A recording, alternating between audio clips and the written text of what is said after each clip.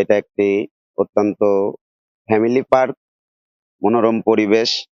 এখানে লোক এই জন্যই আসে, এটা একটি ওয়াটার প্রুফ পার্ক, যা বাংলাদেশের মধ্যে আমরা আর কোথাও দেখি নাই। যত বড়ই ঝড় বৃষ্টি হোক না কেন, এখানে আসলে আপনি সাপোর্টিং পাবেন। দোতলা পার্ক বাংলাদেশে কোথাও নেই। এখানে এই যে আলাউদ্দিনের বাসা দেখলাম, ওখানে অনেকগুলো রাইড দেখলাম, পশু পাখি দেখলাম, ভালো লাগলো। অনেক সুন্দর পরিবেশ রয়েছে। এখানে প্রথমে দেখলাম ময়ূর, তারপরে এই যে ঘুরে ঘুরে তারপরে চারিদিকের দৃশ্যটা উপভোগ করলাম। খুবই সুন্দর মনোরম পরিবেশ। এখন পিরিয়ড হোক রেগুলার বা হেভি, প্রয়োজন মতো কনফিডেন্স আছে রেডি। Play with confidence. আমি আসছি ঝিনাইদহের শৈলকুপা থেকে। এখানে ঘুরতে আসি, প্রায় মাঝে মাঝে আসা হয়। আমার কাছে এখানে এই মানে প্রাকৃতিক সৌন্দর্য, ফুল গাছ, তারপরে এই যে অনেক সুন্দর সুন্দর গাছ, এগুলো আমার কাছে অনেক প্রাকৃতিক, এই দৃশ্যগুলো অনেক ভালো লাগে।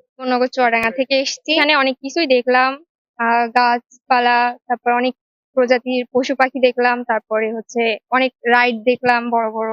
এখানে বিভিন্ন ফুলের আইটেম বহুত প্রকার আছে। রঙ্গন, একজোড়া গোলাপ, বিভিন্ন পদের কাঠগোলাপ, বিভিন্ন আইটেম আছে। ফলস গাছ 50 প্রকার তো আছেই। এখানে গাছের ধরেন লাগানোর পরবর্তীতে এবারও স্যারের জন্মদিনে প্রায় 2000 গাছ লাগানো হয়েছে। আমি আজকে 17-18 বছরের মতন কাজ করি স্যার।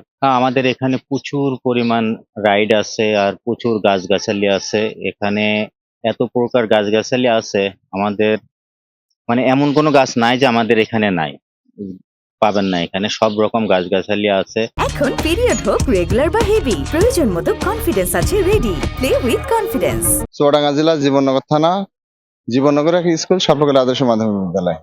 এখানে বেশ সুন্দর, খুব সুন্দর, মানে যা কিছু দেখি সব প্রাকৃতিক দৃশ্য মতনই আর কি।